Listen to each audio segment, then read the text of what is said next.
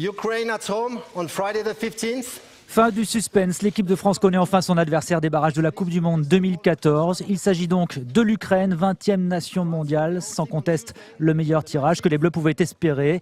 L'Ukraine participe à ses 4e barrages de son histoire mais a toujours échoué. Cette équipe n'a jamais battu les Bleus. L'équipe de France possède donc un très sérieux avantage psychologique sur son adversaire, qu'elle a battu 2 fois de suite en amical et à l'Euro 2012.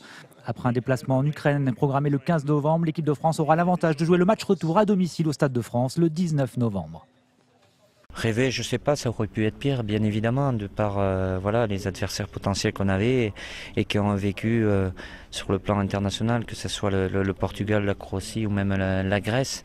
Là, on rencontre une équipe qui est évidemment moins connue du grand public, mais qui est tête de série aussi, qui reste sur de bonnes performances, puisque là, 7 derniers matchs, ils sont invaincus. Ils ont pris très peu de buts dans leur phase de qualification, seulement 4. Donc voilà, je vais me plonger avec le staff dans le visionnage de pas mal de leurs matchs, en s'appuyant aussi, on les avait fait voir leur dernier match de qualification, donc pour avoir le maximum d'infos, mais oui, avec ce petit avantage psychologique, c'est toujours bien dans une confrontation directe comme ça d'avoir le match retour à domicile. C'était ce qu'on espérait le plus.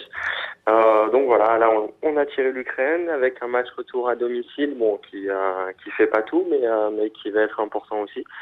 Et voilà, je pense que on aurait pu tomber bien sûr Portugal, Croatie, mais voilà, maintenant ça va être un match plus à notre portée que les 2 autres adversaires ou les 3 autres même. Mais il va falloir le jouer et puis voilà, surtout se qualifier parce que l'objectif prioritaire c'est la qualification.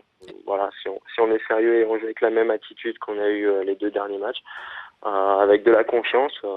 Je pense qu'on a de bonnes chances. Ouais. Il n'y a jamais de match facile. Au moment du tirage, on peut l'imaginer, mais après les matchs, il faut toujours les jouer. On voit bien que c'est toujours compliqué, serré. C'est une équipe qui a bien évolué, qui est aussi 2e dans son groupe, mieux classée que nous, légèrement au classement FIFA. Mais recevoir, effectivement, ça me plaît bien d'être au Stade de France le mardi. En cas de prolongation, c'est quand même mieux de jouer chez soi le match retour.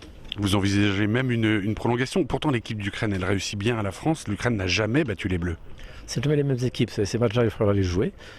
L'Ukraine a aussi envie d'aller au Brésil. On vient de les rencontrer.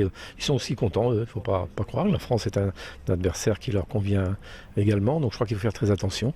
Bon, ceci dit, Didier va bien analyser les derniers matchs de l'Ukraine. L'équipe de France est en progrès. Progrès quand même important, je trouve, depuis un an. Et surtout les 2 ou 3 derniers matchs. Donc je pense qu'elle a la possibilité de passer ce tour. Ce n'est pas un adversaire... C'est pas le Portugal, malgré tout. Mais ceci dit, il faut toujours être prudent. Vous savez, les victoires avant les matchs, j'ai l'impression de connaître suffisamment le football, d'avoir passé assez de temps sur la tête de mon club ou avec l'équipe de France. Il faut jamais imaginer qu'un tirage est facile. C'est la formation la moins bien classée au classement FIFA. Elle est quasiment à notre niveau. Mais je me méfie toujours de ces tirages où on a tendance à dire oui, c'est le meilleur adversaire, etc. C'est ce qu'on disait aussi en 2010 quand l'équipe de France a tiré l'air. Et on a vu que ça s'était terminé par vraiment très peu d'écart entre les 2 équipes. Voilà, on a l'avantage de recevoir sur le 2e match, mais en face de nous, il y aura une équipe qui voudra... autant que nous se qualifier. C'est une équipe qui a marqué 28 buts dans sa poule de qualification, qui en prend peu, ça c'est sûr. Bon, il y a aussi le fait qu'ils ont marqué 8 buts sur le dernier match, donc ça augmente leur goal average bien entendu et leur pouvoir offensif. Parmi les autres barrages de la zone euro, un choc, Portugal-Suède, ou l'affrontement entre Ronaldo et Ibra pour une place au Brésil.